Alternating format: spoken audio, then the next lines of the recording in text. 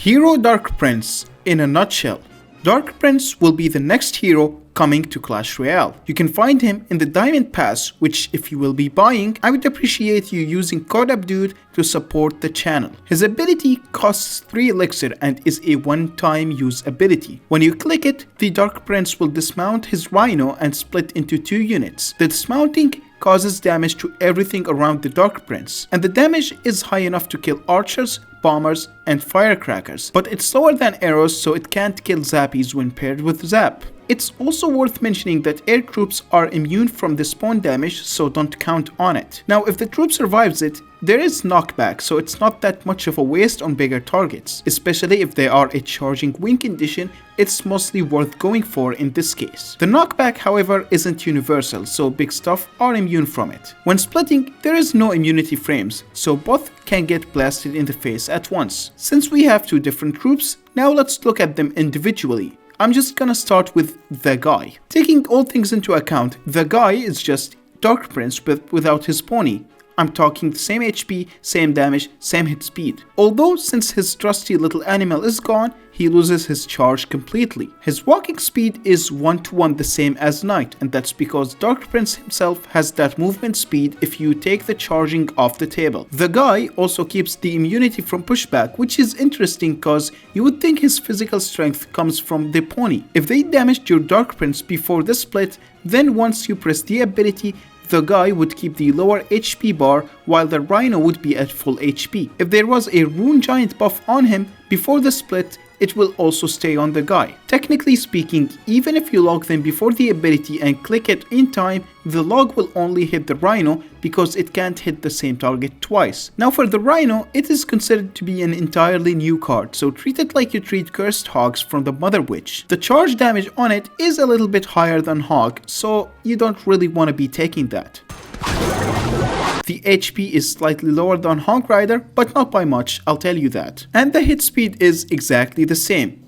Dude, this is just a slightly nerfed Hog Rider for 3 elixir. The Rhino keeps its jump from the original card, so even when split, it can leap over the river. But what it doesn't keep is its immunity from knockback, so Snowball can't stop its charge. When a ranged card is targeting the Dark Prince, it won't retarget onto the Rhino because it's treated as a spawned unit. And just like other spawned units, it gets the pancake buff if the Dark Prince took it right before splitting, so that gives you 2 level 12 cards. Countering it is kinda similar to Ram Rider and Battle Ram, as in any knockback unit is perfect for the job. Electro Dragon and Electro Wizard are also amazing because they can stun multiple targets, so they will almost always shut down the Rhino. Zappies being a single target makes them ineffective if the opponent pops their ability late, as they would be stuck on the guy instead. If they activated the ability early, he would jump out of range and they would stun the Rhino instead, and then properly deal with the Dark Prince himself afterwards. Using this knowledge, you can try to catch the Dark Prince as soon as he crosses the bridge, so that your tower targets the Rhino and helps with it. And this is something you already want to do against Dark Prince because it's better than letting him start charging. Majority of the troops that already work well against Dark Prince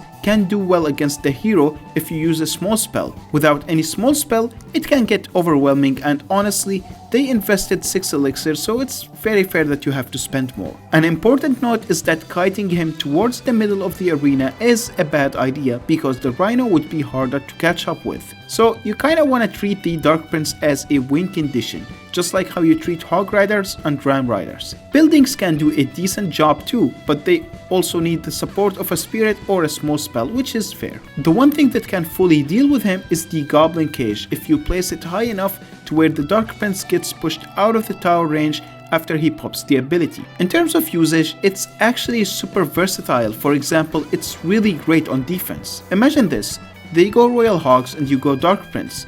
A regular Dark Prince won't deal with them super well because he lacks DPS. Usually, you pair it with Rage or Log, but now he has a built-in ability that can damage them and knock them back, making it a near perfect defense. And not only that, but the Rhino you get will force out more elixir from them, in which the Dark Prince will clean up since he is much slower. It's honestly great on defense. Another decent defensive example is against Mortar, as the Rhino will take out the building while the Slow Prince will distract it from the tower. Offensively, I don't really see it as a solo win condition because 7 elixir for 3/4 of a Hog Rider is a big investment. But it can complement your win condition by baiting out buildings and forcing out awkward responses. One thing to note is that I would only drop him after the charge connects, that way you gain more value out of it. Dropping him before the charge connect doesn't really benefit you much because he will stop and lose it anyway. The drop damage can be a great way to clear out shields or help dish out damage for your other attacking troops. One very cool tech you can do with him is that if the opponent distracted him with a knight or something, dismounting him pushes him back and makes him lock on the other troops. Now this card is definitely gonna be a great bridge spam card to pair with Ram Rider. Not on the same push, but certainly in the same deck. I could see some Hog decks or Royal Hog decks start using him, but it's gonna be a bit awkward because he doesn't fill the roles of super high HP or super high damage they need in a tank. Regarding giant decks and other beatdown stuff, I don't think he fits that well there. Sure, he's gonna be usable, but probably until we get better options. E-giant decks though, maybe because they play into splash cards a lot and rely on chip damage instead of building an overwhelming push, and the Rhino can fill that role. For king activations, the Rhino can activate if you are using Fisherman along with Princess or Chef Tower.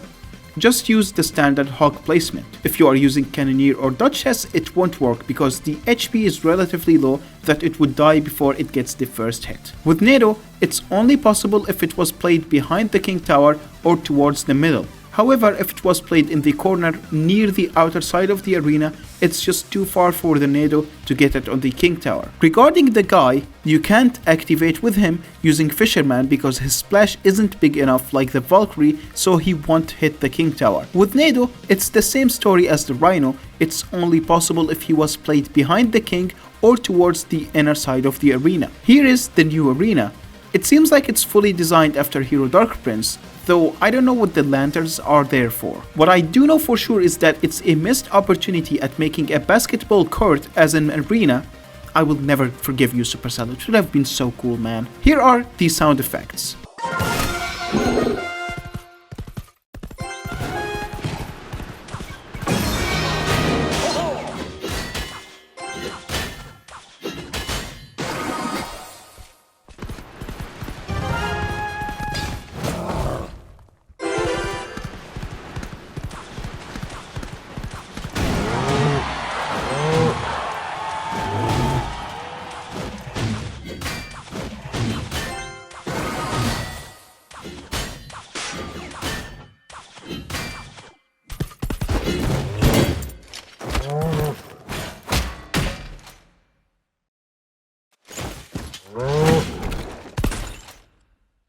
Dude, why are all my favorite cards getting heroes as opposed to evos? It's like, if I want to make a deck, I often find myself stuck with 3 or 4 evo options, but have like, I don't know, 6 or 7 relevant heroes that I can choose from.